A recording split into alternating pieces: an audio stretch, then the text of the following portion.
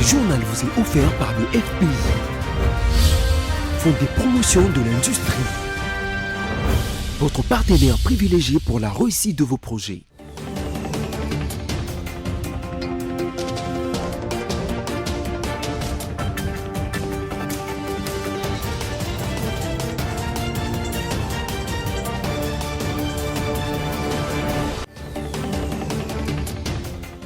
Bonsoir à toutes et à tous et bienvenue à cette grande édition de journal dont voici tout de suite les grands titres.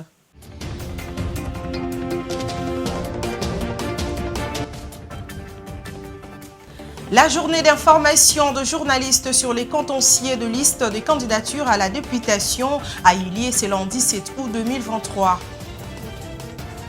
Une 9e édition de Jeux de la francophonie a été clôturée le dimanche 6 août 2023 et ce matin, nos reporters ont interrogé quelques Cunois qui s'est dit être satisfaits de l'organisation en DCG ici à Kinshasa.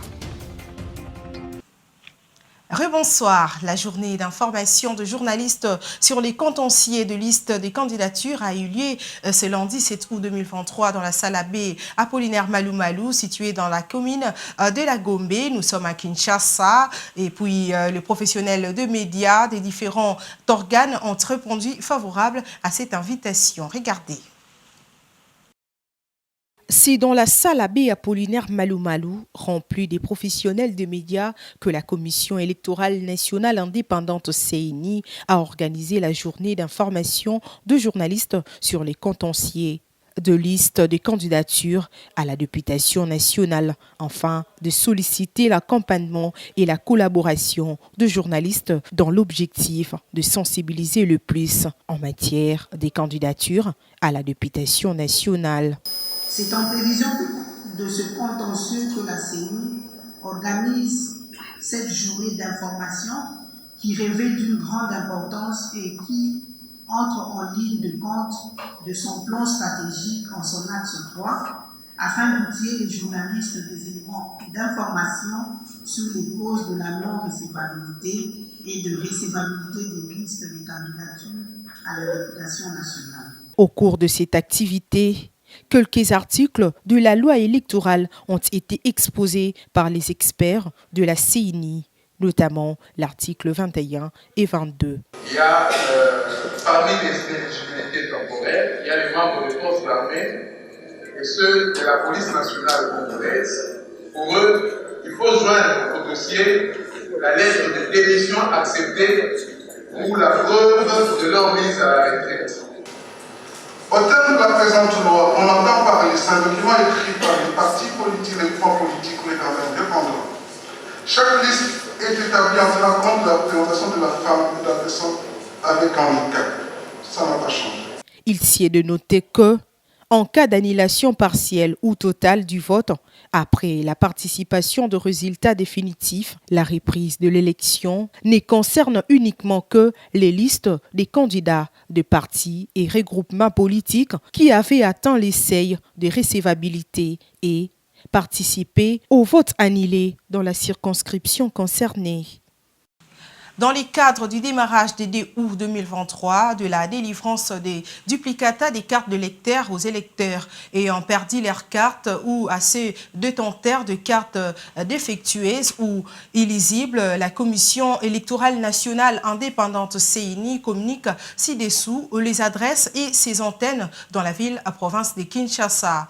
Les électeurs concernés sont priés de se rendre à l'antenne correspondant à la commune où se trouvent les centres d'inscription où la carte d'électeur a été délivrée. Les antennes retenues sont Bumbu, Gombe, Kalamu, Kibanseke, Limete, Maluku, Matete, Mongafula, Njili, Ngaliema, Sele et Selimbao.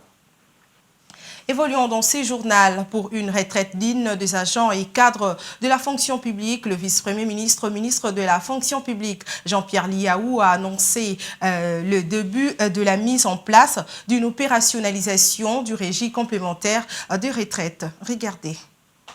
Conformément aux orientations de son Excellence Monsieur le Président de la République, chef de l'État, en application des dispositions de l'arrêté interministériel fonction publique, budget et finances du 30 décembre 2022, j'ai instruit la direction de la paye de procéder à compter de ce 3e trimestre de l'année en cours à l'opérationnalisation du régime complémentaire des retraites par capitalisation.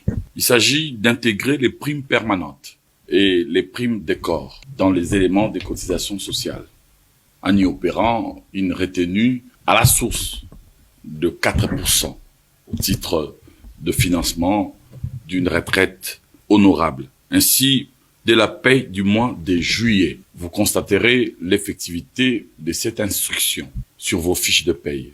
Un document devenu par ailleurs disponible en accès libre et individuel après plusieurs années d'absence grâce au portail numérique de la fonction publique. Dans le but de dissiper tout malentendu sur les enjeux de cette impérieuse réforme, un dispositif sera mis en place afin de permettre à chaque contribuant de suivre régulièrement l'évolution de son épargne et éventuellement de simuler les montants dont il pourrait être bénéficiaire au moment de son départ à la retraite.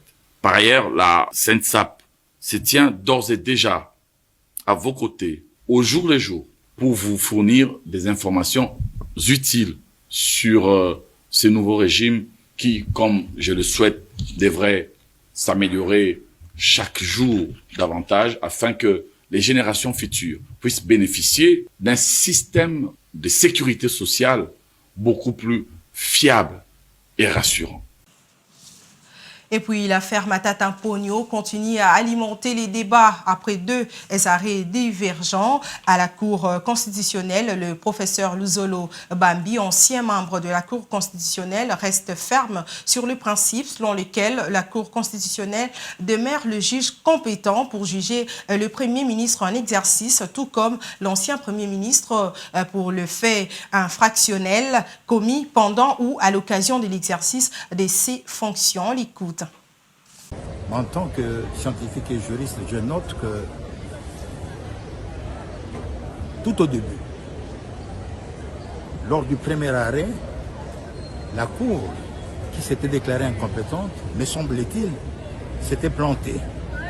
Et tout est parti de là, parce que je reste ferme pour le principe selon lequel la Cour constitutionnelle est le juge compétent pour juger le Premier ministre, l'ancien comme le nouveau.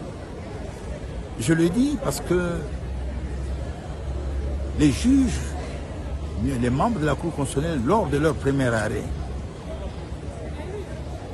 s'étaient comportés plus en constitutionnaliste qu'en pénaliste.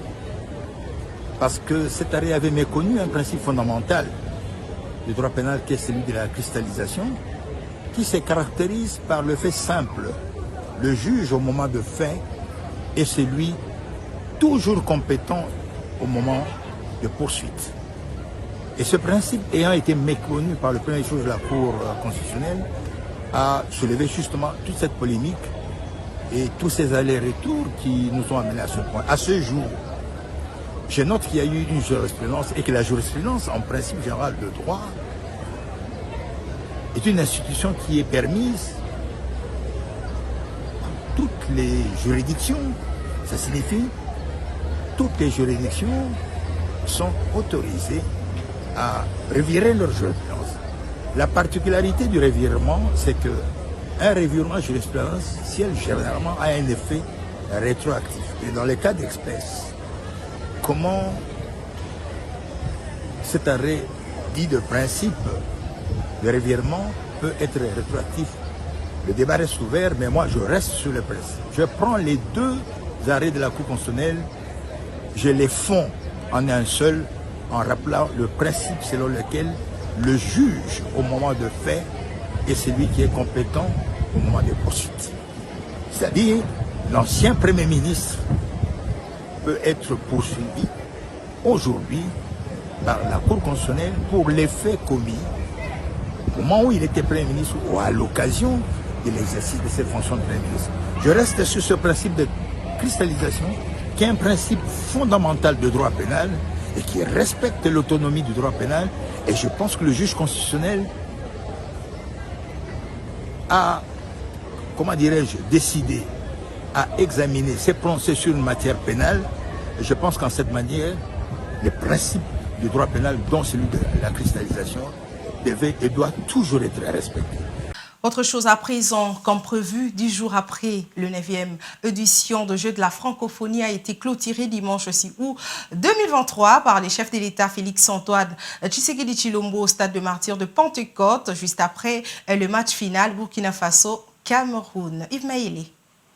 Au cours d'une cérémonie ouverte au grand public, venu de tous les coins de la capitale congolaise, que le chef de l'État Félix-Antoine Tshisekedi Tshilombo a officiellement clos les 6 août au stade de Martyrs de la Pentecôte, le 9e jeu de la francophonie organisé par la République démocratique du Congo. Permettez-moi d'exprimer la satisfaction du peuple congolais de les avoir abrités et d'avoir passé avec vous 10 jours d'intenses activités sportives et culturelles.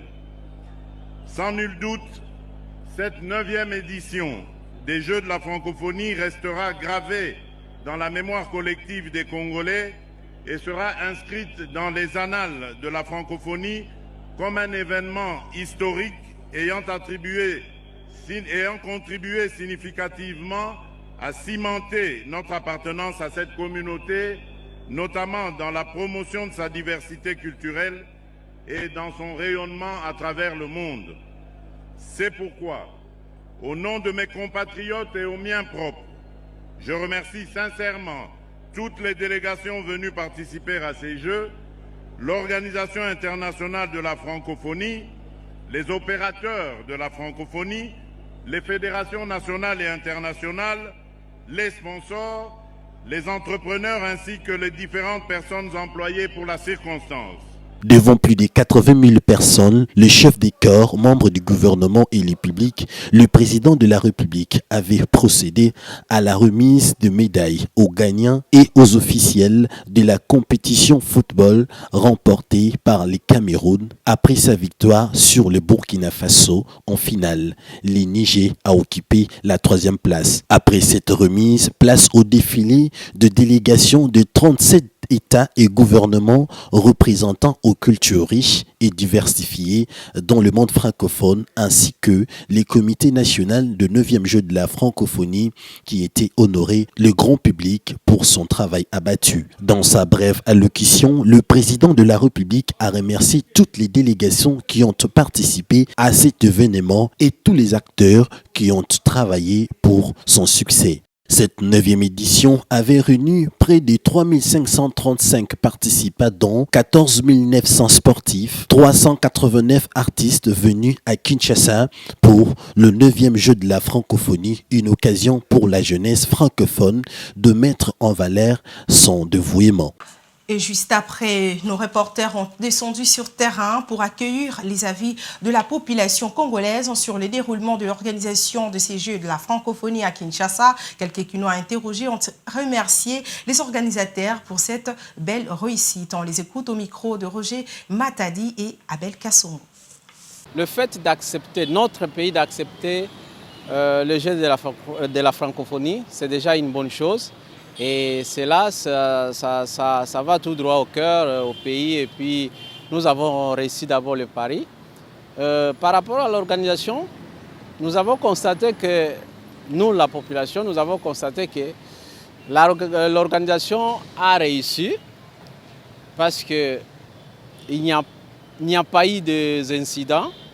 Et nous allons dire que le gouvernement s'est préparé sérieusement pour accueillir le Jeu de la francophonie. Premièrement, féliciter le gouvernement qui a organisé ces Jeux de la francophonie. Et puis, ça sera une grande chose parce qu'après, nous avons un legs, nous avons toutes ces infrastructures qui sont restées au profit du pays. Et c'est aussi bien bon pour, du point de vue, comment dire, visibilité pour le pays, hein, tout ça. Les pays quand même considérés, les pays quand même pris au sérieux après cette organisation de Jeux de la francophonie. Bon, un coup de chapeau au président de la République. Vraiment, félicitations au chef de l'État. Beaucoup d'encouragement, donc d'une façon, de manière qu'il continue de sa façon pour que la République démocratique soit vraiment un pays de haut niveau, quoi. par rapport à tout ce qui s'est passé à la francophonie, tout ce qui va avec les jeux, la musique, etc. En tout cas, c'était vraiment meilleur. Et puis, je dirais que j'aurais souhaité, ou je vais demander à notre chef de demander encore même la CAN ou bien organiser encore quelque chose, parce qu'il y a eu un vent de la fête dans notre pays pendant ces jours que la francophonie a pris. Et en dehors de nos frontières, les militaires qui ont pris le pouvoir au Niger ont fermé l'espace aérien du pays et face à la menace d'intervention armée, l'ultimatum ouest-africain exigeant le rétablissement du président renversé Mohamed Bazoum ayant expiré ce lundi à minuit. Depuis la fin de l'ultimatum posé par la CEDEAO, les putschistes ont décidé de fermer le ciel du Niger. Conséquence, sur ce radar en ligne, aucun avion n'est visible au-dessus du pays. La junte dit détenir des informations confidentielles, selon lesquelles la menace militaire serait imminente.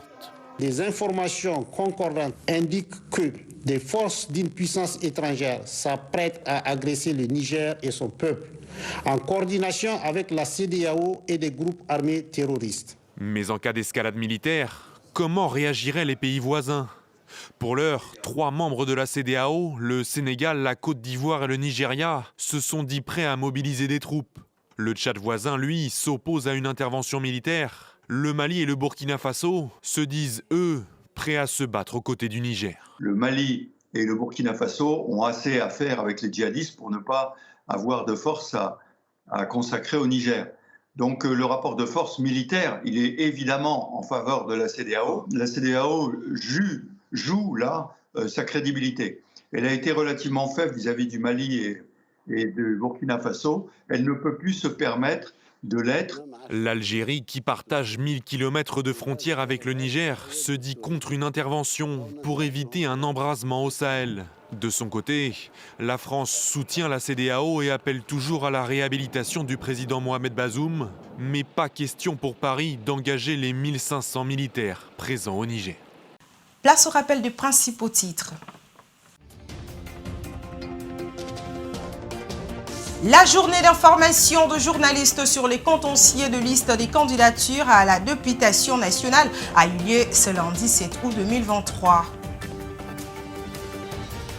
Le 9e édition de Jeux de la francophonie a été clôturée le dimanche 6 août 2023 et ce matin, nos reporters ont interrogé quelques Cunois qui sont très satisfaits de l'organisation de ces Jeux à Kinshasa.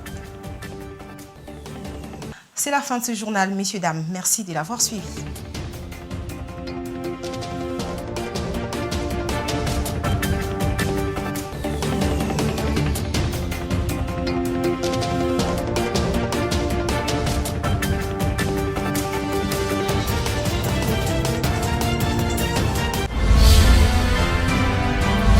Ce journal vous a été offert par le FPI, Fonds de promotion de l'industrie, votre partenaire privilégié pour la réussite de vos projets.